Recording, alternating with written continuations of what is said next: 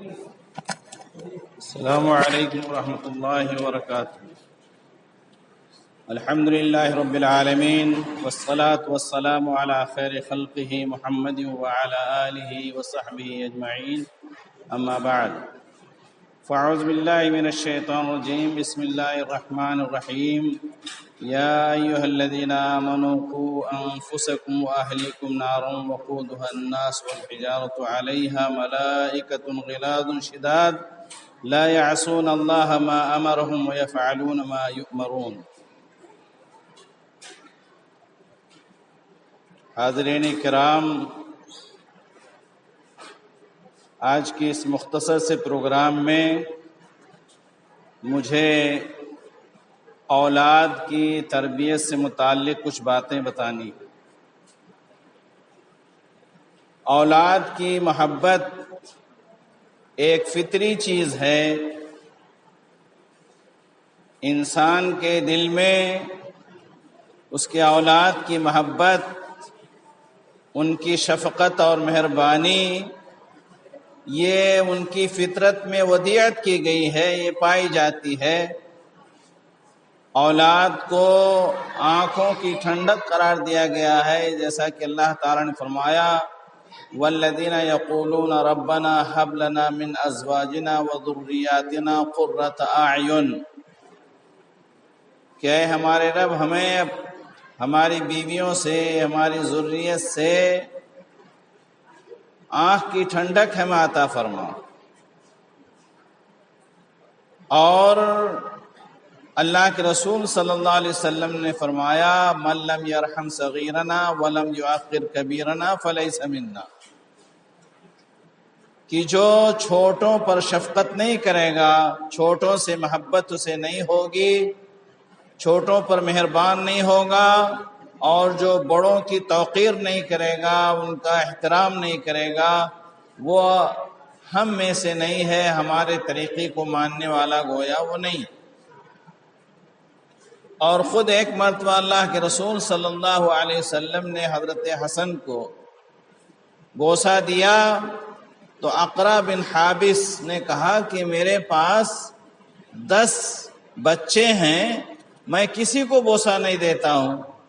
تو اللہ کے رسول صلی اللہ علیہ وسلم نے اس پر نکیر کی اور کہا من لم یرحم لا یرحم، کہ جو شفقت نہیں کرے گا، جو مہربان نہیں ہوگا بچوں پر، اس پر مہربانی نہیں کی جائے گی۔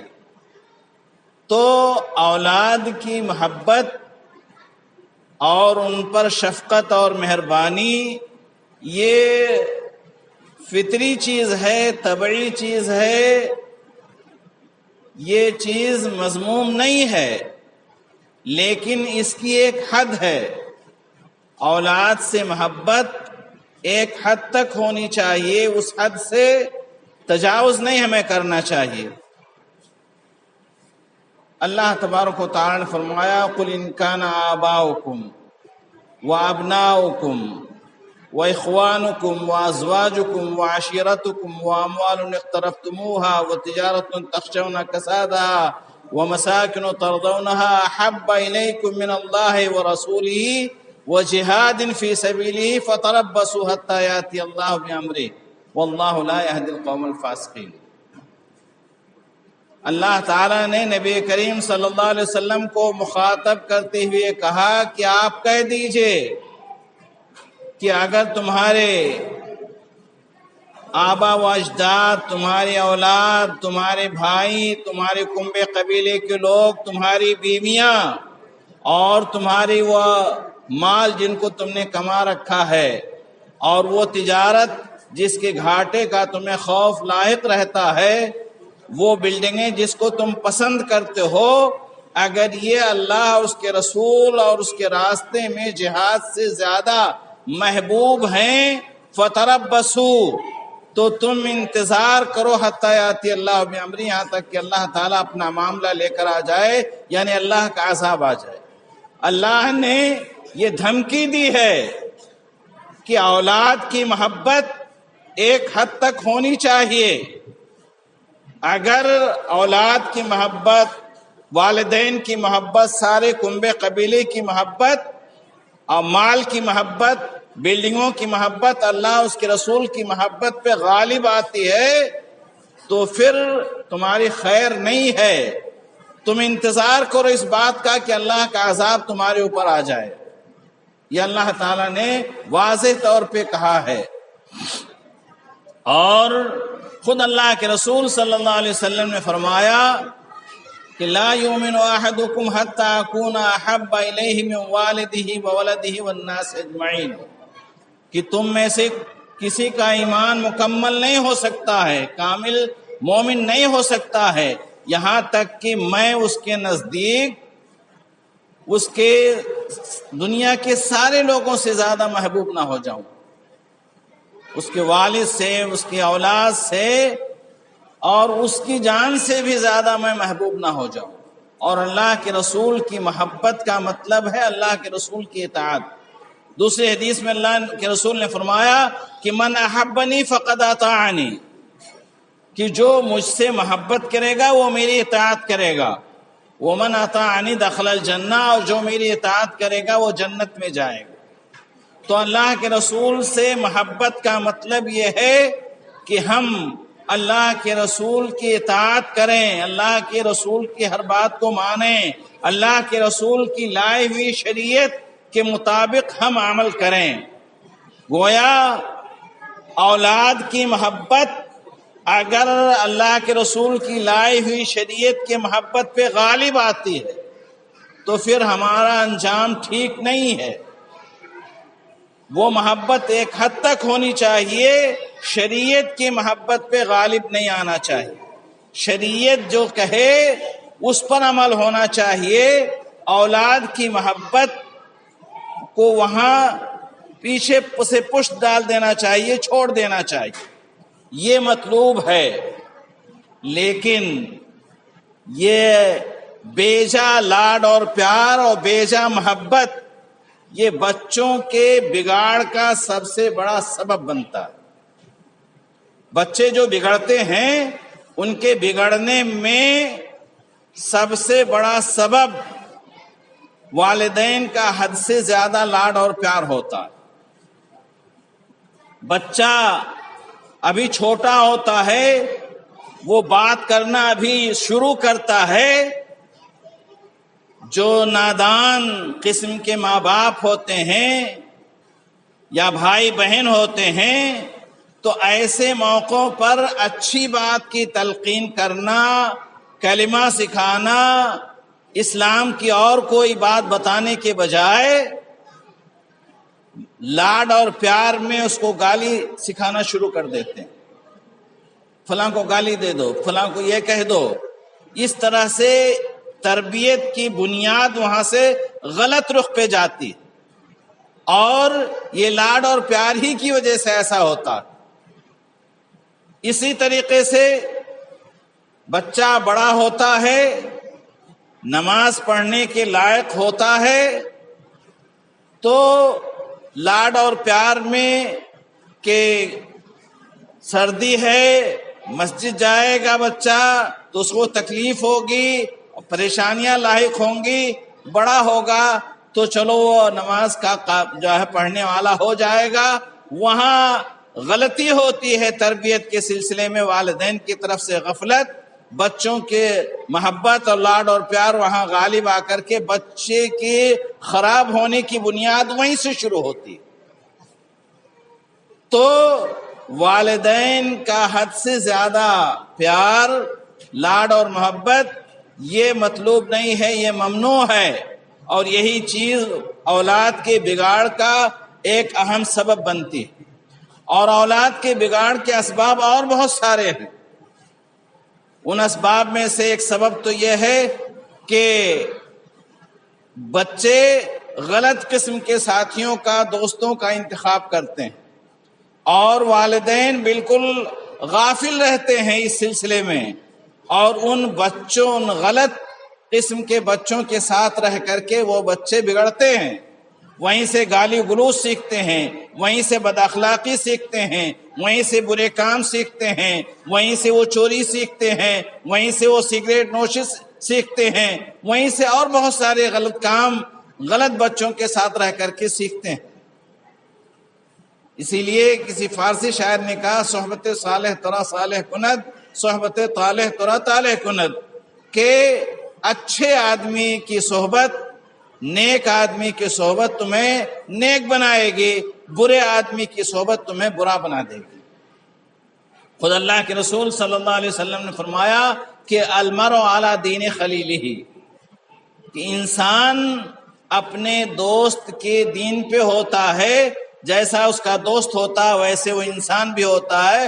فَلْيَنْظُرْ أَحَدُكُمْ مَنْ يُخَالِلُ، تو تم میں سے ہر آدمی کو دیکھنا چاہیے کہ وہ کس سے دوستی کر رہا ہے، یا اس کا بچہ کس سے دوستی کر رہا ہے، اچھے بچوں کے ساتھ رہ رہا ہے یا غلط بچوں کے ساتھ رہ رہا ہے، یہ دیکھنا چاہیے والدین کو، اس لیے کہ برے بچوں کے ساتھ اور صحبت یہ بچوں کو بگاڑتے ہیں، اور اسی طریقے سے جو ہے فالتو وقت یہ بچوں کے بگاڑ کا سبب بنتا ہے۔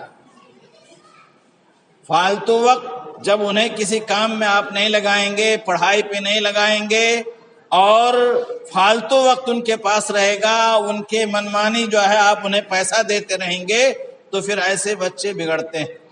غرضے کی بچوں کے بگڑنے کے بہت سارے اسباب ہیں، اس میں سب سے بڑا سبب والدین کے لاڈ اور پیار زیادہ اور بچوں کی تربیت سے غافل رہنا، یہ سب سے بڑا سبب، جبکہ قرآن مجید نے یہ حکم دیا ہے، شریعت نے یہ حکم دیا ہے۔ اللہ تعالیٰ فرماتا ہے کہ یا ایھا الذین آمنوا قوا انفسکم واہلیکم نارا، کہ اے مومنو تم اپنے آپ کو اور اپنے اہل و عیال کو، اپنی اولاد کو جہنم کی آگ سے بچاؤ، جس جہنم کے ایندھن وقودھا الناس والحجارہ، لوگ اور پتھر ہیں، علیہا ملائکۃ غلاظ شداد، اس پر جو ہے نہایت مضبوط و طاقتور فرشتے ہیں، لا یعصون اللہ ما امرہم، وہ اللہ کی نافرمانی نہیں کرتے ہیں، جو کچھ انہیں حکم دیا جاتا ہے وہ اسے کر گزرتے ہیں۔ تو اللہ تعالی نے اس آیت کے اندر بچوں کی تربیت کا حکم دیا ہے کہ تم خود اپنے آپ کو سدھارو، اپنے آپ کو جہنم سے بچاؤ اور اپنے اہل و عیال کو بھی جہنم سے بچاؤ۔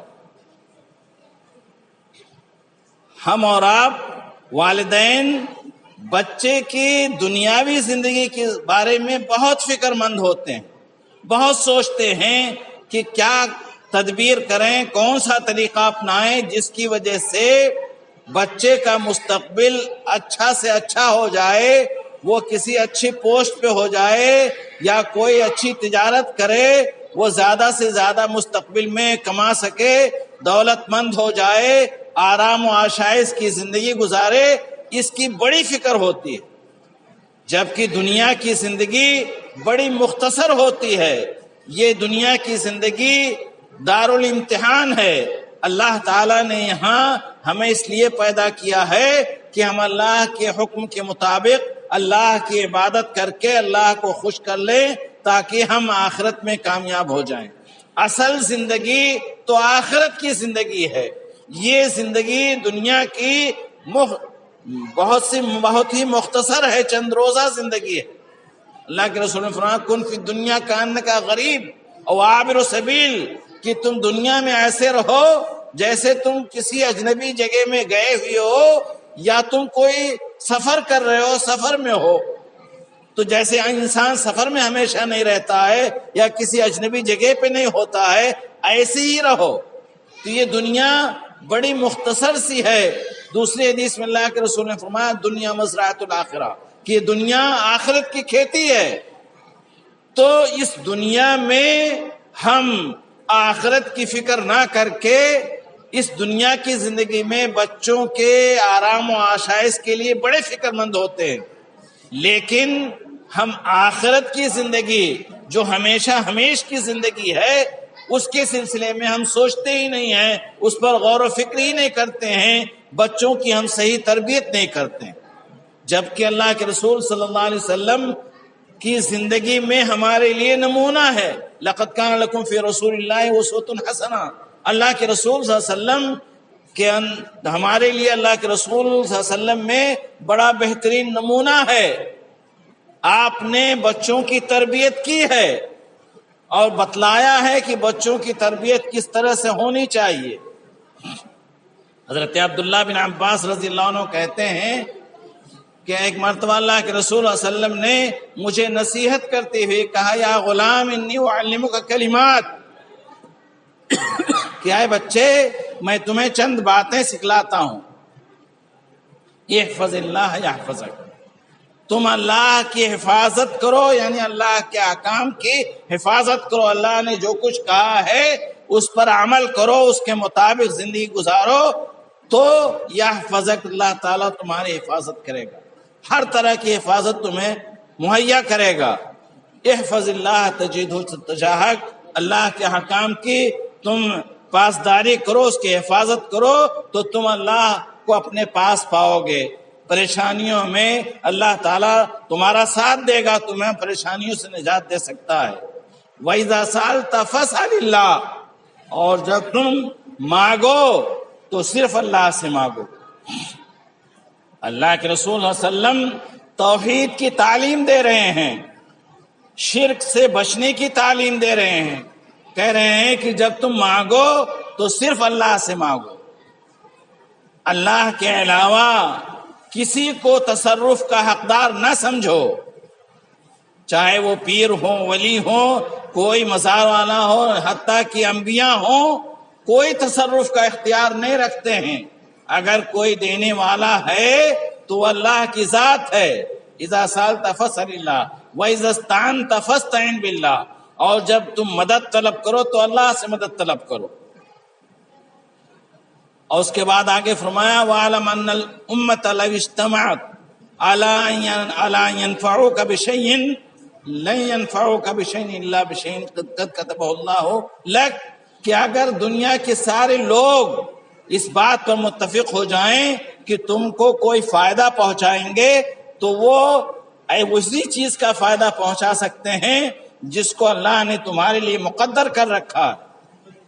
وَلَوِ اجْتَمَعُوا عَلَىٰ أَن يَضُرُّوكَ بِشَيْءٍ لَن يَضُرُّوكَ إِلَّا بِشَيْءٍ قَدْ كَتَبَهُ اللَّهُ عَلَيْكَ، اور اگر سارے لوگ اس بات پہ متفق ہو جائیں کہ وہ تمہیں نقصان پہنچائیں گے تو تمہیں کوئی نقصان نہیں پہنچا سکتے سوائے اس کے جو اللہ تعالیٰ نے تمہارے خلاف لکھ رکھا۔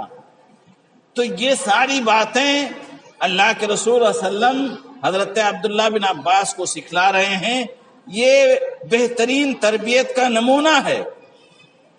ایسے ہی ہمیں بھی چاہیے کہ ہم بچوں کی صحیح ڈھنگ سے اچھے طریقے سے تربیت کریں۔ چنانچہ حدیث میں آتا ہے، مروا اولادکم بامتثال الاوامر والاجتناب عن النواہی فذلک وقایۃ لہم ووقایۃ لکم من النار، کہ تم اپنے بچوں کو دینی احکام پر عمل کرنے اور جن چیزوں سے شریعت میں روکا گیا ہے ان سے رکنے کو سکھاؤ، اس کا حکم دو۔ یہی تمہارے لیے بھی اور اولاد کے لیے بھی جہنم سے بچاؤ کا ذریعہ ہے، یہی چیز جہنم سے تمہیں بچا سکتی۔ اور تربیت کے سلسلے میں اللہ کے رسول صلی اللہ علیہ وسلم نے فرمایا کہ نماز کی تلقین کرو بچوں کو۔ جب بچہ 7 سال کا ہو جائے تو اسے نماز پڑھنے کا حکم دو۔ مروا اولادکم بالصلاۃ وہم ابناء 7 سنین، کہ تم اپنے بچوں کو حکم دو نماز پڑھنے کا جب وہ 7 سال کے ہو جائیں۔ وَاضْرِبُوهُمْ عَلَيْهَا وَهُمْ أَبْنَاءُ 10 سنین، اور جب 10 سال کے ہو جائیں تو انہیں مار کر کے نماز پڑھاؤ۔ ہم اور آپ والدین بچوں سے بالکل غافل ہوتے ہیں، بچپن میں ان کو نماز کا عادی نہیں بناتے ہیں۔ نتیجہ یہ ہوتا ہے کہ جب وہ بڑے ہو جاتے ہیں تو والدین کی ایک بات بھی نہیں سنتے۔ بچپن سے ہم ان کی تربیت سے غافل رہتے ہیں۔ اسی طریقے سے ہمیں اچھے اخلاق کی انہیں تربیت کرنی چاہیے. روزہ رکھنے کی عادت جب وہ تھوڑے بڑے ہو جائیں، روزہ رکھنے کے لائق ہوں، اگرچہ روزہ فرض نہ ہوا ہو ان پر، تو بھی ان کو عادت ڈلوانا چاہیے روزے، تاکہ جب وہ فرض ہو جائے روزہ تو اس روزہ رکھنے میں وہ کوتاہی نہ کریں. اس طریقے سے ہمیں اور آپ کو بچوں کی تربیت کے سلسلے میں خیال رکھنا چاہیے، اچھی چیزیں انہیں سکھلانی چاہیے، یہ ہمارا اور آپ کا فریضہ ہے، اور بری چیزوں سے انہیں روکنا چاہیے، بری چیزوں سے انہیں روکنا چاہیے. ان میں سے خصوصی طور پر جو چیز بچوں میں عام ہے وہ ہے چوری کرنا، جھوٹ بولنا. والدین اس طرح سے غافل ہوتے ہیں، بلکہ کچھ نادان قسم کے والدین اس طرح سے ہوتے ہیں کہ بچہ بھی چھوٹا ہوتا ہے، کسی دوسرے کی چیز چرا لاتا ہے تو بجائے اس پر اس کو ڈانٹنے کے، سمجھانے کے، صحیح تربیت کرنے کے، وہ چوری کی چیز بڑے شوق سے استعمال کرتے ہیں، بلکہ بسا اوقات اس بچے کو شاباشی دیتے ہیں. گویا چوری کی عادت والدین خود سکھاتے ہیں، جبکہ چوری بہت بڑا جرم ہے شریعت میں. اور شریعت میں یہ ہے کہ اگر مکلف ہو اور وہ ایک خاص نصاب تک کی چوری کرے تو اس کی سزا یہ ہے کہ اس کا ہاتھ کاٹ دیا جائے، اتنا بڑا جرم ہے. لیکن بچپن سے جب بچوں کو اس سلسلے میں سختی نہیں کی جاتی ہے، انہیں سکھایا نہیں جاتا ہے، چاہے وہ گنے کی چوری ہو، چاہے وہ مٹر کی چوری ہو، معمولی چوریاں بچے کرتے ہیں لیکن والدین اس پر دھیان نہیں دیتے ہیں، اور بلکہ جیسا میں نے کہا بعض نادان والدین اس کو شاباشی دیتے ہیں، تو ہوتا یہ ہے کہ وہ دھیرے دھیرے چوری کا عادی بن جاتا ہے لڑکا، اور آگے چل کر کے اس کا انجام بہت برا ہوتا ہے. چنانچہ مشہور ہے کہ سلطانہ ڈاکو، اس کے جب پھانسی کا وقت آیا تو اس سے آخری اس کی خواہش جب پوچھی گئی تو اس نے کہا کہ میری ماں کو مجھے بلا دیا جائے، میں اس سے ملاقات کرنا چاہتا ہوں. اس کی ماں کو جب بلایا گیا تو وہ ماں کے کان کے پاس اپنا منہ لے جا رہا تھا. لوگ سوچ رہے تھے کہ کوئی خاص بات یہ کہنا چاہتا ہے، مگر اس نے ماں کے کان کو اتنی زور سے کاٹا کہ وہ بلبلا اٹھی اس کی ماں. کہا یہی مجرم ہے جس کی وجہ سے آج مجھے پھانسی پہ چڑھنا پڑ رہا ہے. اگر یہ بچپن سے مجھے روکے ہوتی چوری سے تو میں ڈاکو نہیں بنتا، میں چور نہیں بنتا، اور آج جا کر کے یہ انجام مجھے نہیں دیکھنا پڑتا. یہی حال ہے جھوٹ بولنے کا. والدین معمولی چیز پر خود جھوٹ بولتے ہیں اور جھوٹ بولنے کا بچوں کو عادی بناتے ہیں. کوئی ملنے آیا، آواز دے رہا ہے، اس سے ملنا نہیں چاہ رہا ہے باپ، تو اندر سے کہتا ہے کہ جاؤ کہہ دو نہیں ہے. یہ جھوٹ کی تربیت دینا ہے. کوئی معمولی چیز مانگنے آیا، عام استعمال کی چیز ہے، کدال ہے، سوئیلا ہے یا اور کوئی چیز ہے وہ چیز گھر پر، مگر بچوں سے کہیں گے جاؤ کہہ دو نہیں ہے. یہ سب چیزیں چھوٹی ہیں، معمولی محسوس ہوتی ہیں، لیکن یہ بہت بڑی چیزوں کا بنیاد بنتی ہیں. بچے جھوٹ کے پھر عادی وہیں سے ہوتے ہیں، اور ایسی عادت بن جاتی ہے کہ جھوٹ کی قباحت ان کے پاس کبھی نہیں، جھوٹ کوئی برا کام ہی نہیں رہ جاتا. تو اس طریقے سے جہاں ہمیں اچھی باتیں سکھانی ہے بچوں کو، وہیں بری چیزوں سے ہمیں روکنا بھی ہے. اس طرح سے اولاد کی تربیت والدین کی بڑی ذمہ داری ہے. اگر اس سے وہ غفلت کریں گے تو یقیناً اللہ تعالیٰ کے ہاں وہ جواب دہ ہوں گے، پکڑے جائیں گے۔ اللہ کے رسول نے فرمایا الا کلکم راعٍ وکلکم مسئول عن رعیتہ، کہ تم میں سے ہر ایک نگراں ہے اور ہر شخص اپنے ماتحت کے بارے میں اس سے پوچھا جائے گا کہ وہ کیوں ایسا کر رہا تھا تو تم نے اسے روکا کیوں نہیں، اس کی صحیح تربیت کیوں نہیں کی۔ اللہ تعالیٰ سے دعا ہے کہ اللہ تعالیٰ ہمیں اور آپ کو اپنے فرائض سمجھنے اور اس کے مطابق عمل کرنے کی توفیق دے، بچوں اب خود اپنی سدھار کی توفیق دے، بچوں کو سدھارنے اور بچوں کو صحیح تربیت کرنے کی توفیق عطا فرمائے۔ السلام علیکم ورحمۃ اللہ وبرکاتہ۔